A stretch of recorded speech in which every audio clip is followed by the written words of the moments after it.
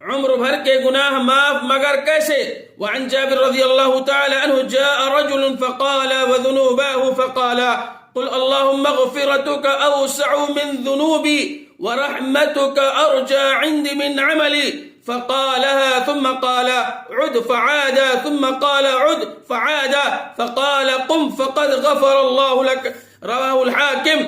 جابر رضی اللہ تعالیٰ عنہ سے روایت ہے کہ ایک شخص رسول اکرم صلی اللہ علیہ وسلم کی خدمت میں حاضر ہوا اور کہنے لگا ہائے میرے گناہ، ہائے میرے گناہ۔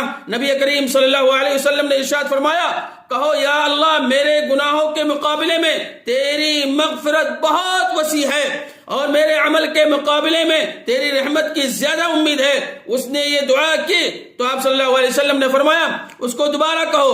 اس نے دوبارہ کہا، پھر آپ صلی اللہ علیہ وسلم نے فرمایا پھر کہو۔ اس نے سبارہ کہا، پھر آپ صلی اللہ علیہ وسلم نے فرمایا کھڑے ہو جاؤ